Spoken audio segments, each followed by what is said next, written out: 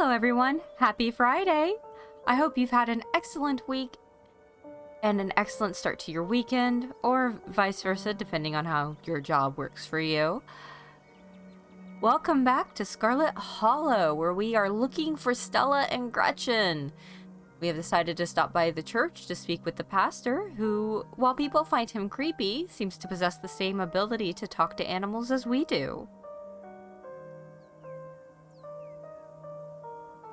Without further ado, let's dive right in. Your friends head off towards Janie and the alpacas, leaving you alone with the nervous pastor. I'm so glad you came. I've never met anyone else who could hear them.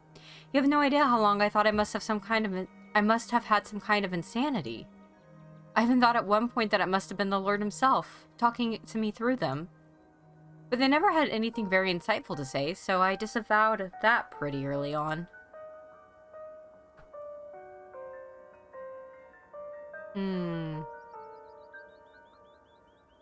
What should we say? Let's explore. Whoa, whoa, whoa, whoa, whoa, whoa. Are you telling me you could also... But I thought I was the only one. I guess the two of us are just kindred spirits. Are you sure we're actually talking to animals? Now that I know that there are at least two of us, I have no doubt. There have definitely been times in my life when I thought I might just be insane. But it's so consistent, and I've never exhibited any other signs of insanity. In my most doubting moments, I have considered the possibility that other entities may be using the animals to confuse my faith, but besides a particularly vicious hamster I had growing up, the most an animal has ever tried to convince me to do is give them more food. So I somehow doubt they're puppets for some otherworldly evil. Unless that otherworldly evil wants me to overfeed my pets. Have you met Frou Frou, Gretchen, Pixel? Of course I have. But I learned early on in life to not let on that I have this gift, at least while other humans are around, so I haven't spoken with any of them. Though I get the feeling Frou Frou wouldn't talk to me, even if she knew I could understand her. I've tried to befriend the alpaca when no one else is around. Emphasis on tried. They're surprisingly cliquey. Besides that, I try to maintain a low profile, only chatting with the wildlife when I'm sure no one is looking.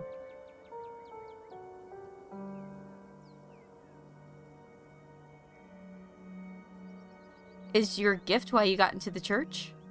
It's hard to say. I was raised Baptist. Boy, same. I was raised Baptist by two loving parents, and was always interested in religion, but I've also always known about my talents, so I don't know what came first. If anything, though, I'd say I'm religious in spite of the gift. It hasn't exactly been easy to square this with a lot of the religious education I've had. The Bible has talking animals. I distinctly recall a talking donkey. So I would say this is like squaresies with that. For instance, a lot of religious leaders will tell you that only humans have souls. Well, you and I both know that's not true. Though I suppose that gets into a whole different conversation about what exactly a soul is. But those are conversations that I'm glad to leave to the scholars. I'm just a simple small-town pastor. I don't need to ask the big questions anymore. I just have to help people through their daily lives. That's mean. I'm not being mean this playthrough. I'll have a different playthrough where I'm mean. Does Janie know? Does Janie know? No. I don't believe there should be secrets between man and wife, so I'll have to tell her one day, but there hasn't been a good time yet. Building a life in Scarlet Hollow has been a difficult process, and the last thing I need to do is add the stress of her husband being some kind of circus act. Tulip, on the other hand, I'm starting to have my suspicions that she might share this gift. There have been some particularly nasty rats in the church lately, and she said some things that have led me to believe she might be able to understand them. He's interrupted by the sounds of a snapping twig and a high-pitched giggle, partly muffled by the underbrush on the edge of the property. Tulip, come out of there. You know you're not supposed to play in the woods. She's precious. Tulip glances back into the woods, quiet as she hesitates. Tulip, are you going to be good, or are we going to skip story time tonight? I'll be good. You don't have to skip story time. I won't go into the woods, I promise. I know you won't, Tulip, because you know it's too dangerous for little girls in there. Why don't you go help Mama with the alpacas? It's just about time they got fed. You can give them hay. Oh, that face. Tulip smiles broadly, seemingly excited by the prospect, and hurries off. Sorry I had to have a firm parenting moment just then. She's been trying to run off into the woods a lot lately, and it's really dangerous, even for adults. There's this massive trash dump not too far past the trees, but it must be at least 50 years old, so it's all grown over and looks like it's part of the landscape. But if you accidentally walk on it, you might find yourself falling into a hip-deep mound of rusty cans and broken glass. Oh, Tetanus Lake. Stella told me about it. Tetanus Lake? That's an accurate name. I wonder if Tulip would stay away if I started calling it that, or if that would only make it more alluring.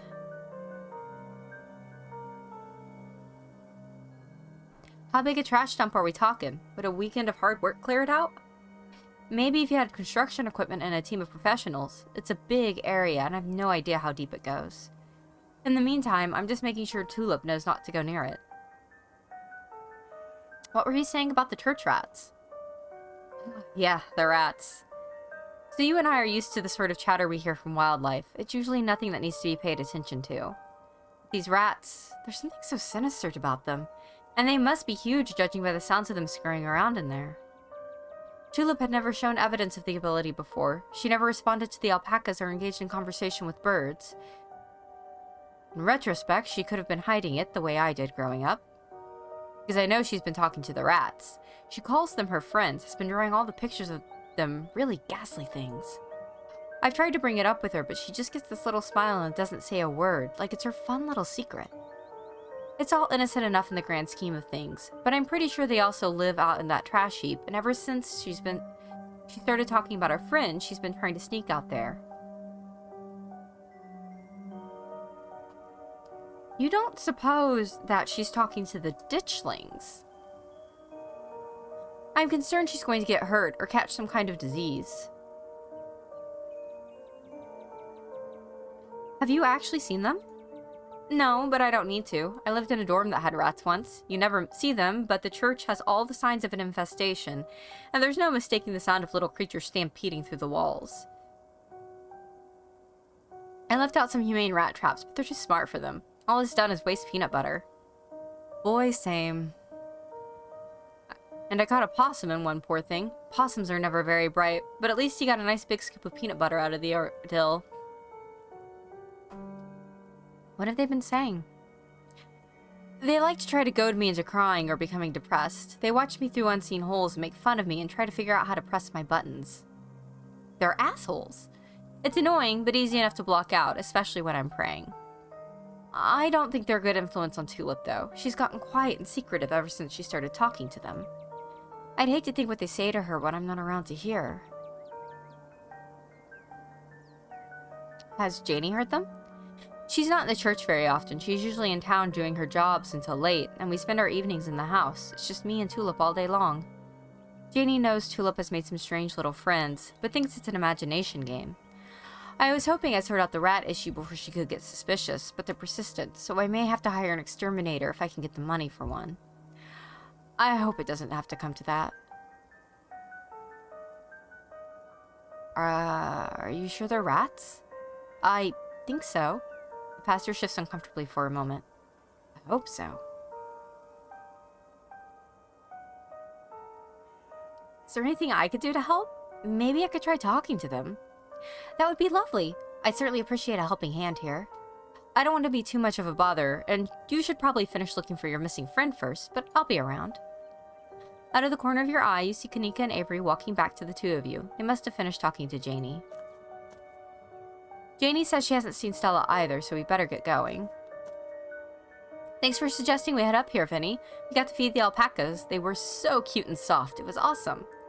And Janie says she'll come by with the diner with cookies for the miners, and a few extra for me, of course. I hope your talk with the pastor went well. Yes, we had a great conversation. I appreciate you all stopping by, even if it wasn't under the best circumstances. I'll let y'all be on your way. And I hope Stella turns up soon. I'll put in some good prayers with the big man for her. Alright, thanks. See ya. Kanika and Avery start back down the path to town, and you follow. So, what was that about? He seemed pretty insistent on talking to you alone. Yeah, he didn't say anything weird, did he? Tulips apparently made some weird imaginary friends. We might want to check it out later this week. Kids make up imaginary friends all the time. Pastor Daniel says that there's a rat infestation in the church, and the rats are her friends. I don't know, it seemed weird. I should have known we have to deal with the spooky kid at some point. Okay, as much as I hate going back there, I guess that's a loose lead. We don't have anything else to investigate once we found Stella and... Kanika pauses. Once we've checked out the clinic, then maybe we can look around the church. Sounds like a plan. Let's not get too distracted until we find Stella, though. Where to next? We should go to the cops, right? Are you sure? Nothing against the officers of Scarlet Hollow, but you've met them, right? Do you think it's worth the trouble? As unhelpful as they are, we are dealing with a missing person. That's cop stuff. It's probably going to be more of a formality than anything, but there's no point in not covering all our bases. Oh, it's Bo! The police station is exactly what you expect from a town the size of Scarlet Hollow. It smells strongly of coffee and faintly of aged furniture and paper, and the general tidiness speaks of a department that doesn't get much of anything done. Bowling championship. Eh. But you're also not alone here. You enter to find a worried Bo standing between you and the officers behind the desk. Let me get this right. You're trying to report a missing pumpkin? Big Betty wasn't just a pumpkin, Sheriff Hugby, sir. She was going to be a prize winner. Raising her was the last thing me and my daddy did together. She's important to me. Are you sure it was Julius and not some enterprising bear that got a hold of it? Y'all know Julius thinks that land belongs to him. He probably thought Big Betty was his to take. He ain't coming to his door, so for all I know, he might be all the way to the state fair by now with our pumpkin. Ain't there something y'all can do about it? I'm afraid we'll need at least some kind of evidence to go on before we can go barging into a man's home, son. Why don't you see if you can find something a little more solid for us to go on? Then we can see about helping you out.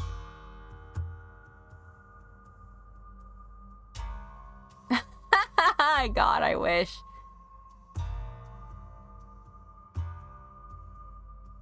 Stella ran off last night and she's still missing. She isn't at home and none of us have heard from her.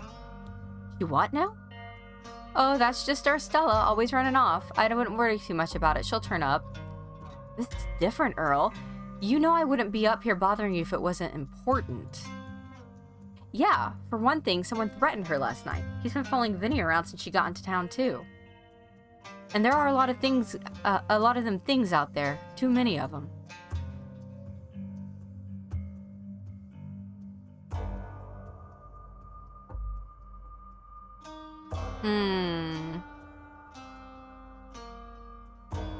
Bo's right. She shouldn't be off on her own out there with so many ditchlings creeping around in broad daylight. Ditchlings? They've got to have been them creepy little things I told y'all about. I called about them last night, too, since they've been coming up out of the woods onto the farm. I even saw some on the way here, plain as day. Oh, we've been getting a lot of calls about those. Guess Scarlet Hollow either was invaded by ghouls or we're all suffering some kind of mass hallucination. May have even seen one or two myself. All the same, I don't see what we're supposed to do about them or about... You have guns! She's a grown woman. If she wants to go off to the woods for a bit, we don't need to go after her like she's Miss Curfew. Actually, yeah, you do. It's a free country. There's critters bothering folks and stealing livestock. Ain't y'all supposed to take care of them? Now, son, we ain't animal control. We're the police. Those are the same thing in a town this size. Are you kidding me? This town doesn't even have an animal control department. Well, maybe it should get one. Bo, did you manage to find your dad? Bo's stoic expression breaks, and for a moment you can also see tears forming in his eyes, but he blinks them away. Yeah, I found him. Hear that, Deputy Franklin? Sounds like you got another report to close. Lucky me. I gathered what there was to gather. We're giving him a proper burial in the family plot. It's been tough going, trying to dig the hole while the farm is crawling with those hairless things, but it needs to get done. Do you think they'll go back to where they came from soon? Mama and me try to fight them back as best we can, but it seems like there's more every minute.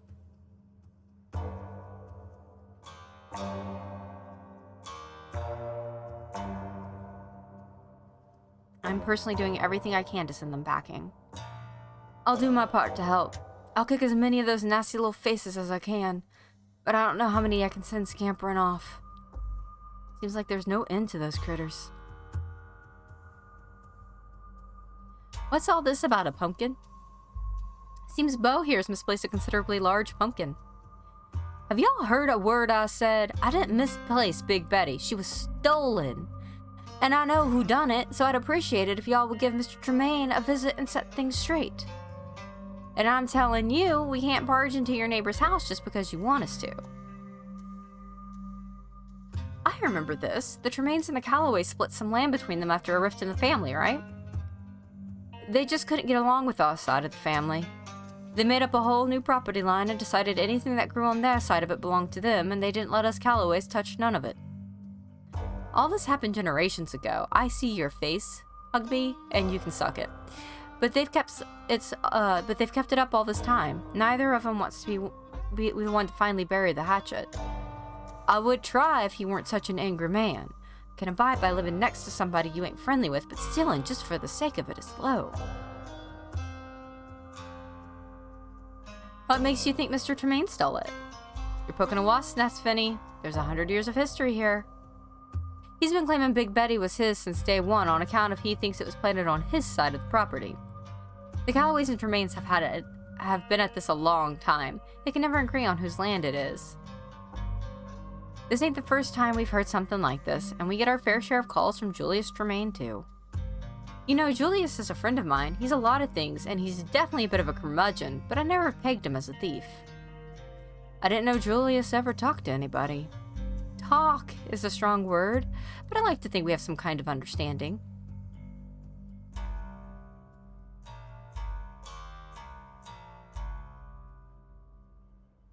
I'm sorry for everything that's happened, Bo. I appreciate that, thank you. I'm not trying to let it get to me. Gotta be strong for Mama now that it's just the two of us. You know, I haven't seen him since Tuesday. He's usually in the diner every day.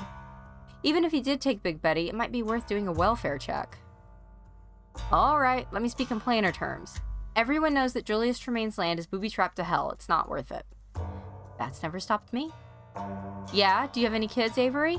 Because I've got 2 teenage girls at home. Huckabee's got grandkids. Franklin's got the mayor, I guess. I'm not about to risk getting my head blown off over a pumpkin. That's right, there's some sleeping dogs you learn to just let lie. I've been Scarlet Hollow sheriff for over 20 years. You don't hold a position like that for so long without learning a few lessons on temperance and moderation. If I may, sirs, ain't that a mite bit cowardly of you? I thought police officers were supposed to be brave. Not the ones that live very long, son. Look, I've been to Julius's 100 times. I can tag along and make sure nobody gets hurt. That's a mighty kind offer, but let's give it another day. There's no need to escalate things when they might just resolve themselves. Looks like you folks are busy. We'll be on our way. Well, that was a total waste of time. It wasn't just a total waste of time. We got to find out what's been going on with Julius. He's been missing from the diner for a few days. It's weird. He usually comes in every single day. Maybe he's preoccupied with ditchlings. I just hope he's okay. Where to next? We should go to the mines. I guess there's a decent chance Stella went to find your cousin. I can't say I get it, but it's definitely something she would do. You don't see it? Oh, come on. The two of them have such a dynamic, you know? Classic dog and cat situation. Come on, I'll drive us. You follow Kanika to her van. It isn't long before you find yourselves outside the Scarlet Mines. There's a small gathering of workers outside the entrance to the mines, picket signs in hand. I hope it's not weird to talk to them while they're in the middle of all this. Don't worry, I know these guys. Most of them are in the diner at least a couple days a week. They'll be chill. Will they be chill talking to Tabitha's cousin, though? Well, if it isn't the boss's cousin.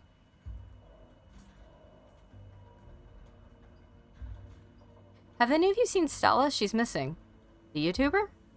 She's the one on all the banned for property posters, right? We haven't seen her. And we've been out here all day, so we'd know if she'd come by. Oh no, this isn't looking good. It's okay, just because she hasn't been seen today doesn't mean something bad happened to her. We'll make sure to keep an eye out. Okay, they haven't seen Stella, let's just go. That means we don't have to talk to Tabitha. That's fine by me. We've done our due diligence here. Come on, I'll drive us back to town and we can figure out our next move from there. Yeah, I don't really want to break the picket line. I'm Tabitha's cousin. I think their timing could have been a little better than before Pearl Ann is buried, but I mean, they got a right to strike. Where to next? As you consider your next steps, you remember your appointment with Sybil. She seemed to be confident last night that Stella would be okay. Maybe she'll be able to help you find her. Booksmart. She knew about ditchlings after all. She seems to know all sorts of things. Talk to animals. And she'd never disparage your gift. Perhaps she's one of the few people in town who can truly understand you. We should talk to your mom. I'm supposed to have tea with her today. Sure, we can humor her. She's probably going to give you some rocks or bundles of herbs for protection or something, which might actually work. Who knows? Guess there's only one way to find out. Let's do it. And I believe that's where we'll be ending today. I'm still a little under the weather. So with this, I hope you all have a lovely Friday. I hope you all have a lovely weekend. And I'll see you on Monday for more Secret World Legends.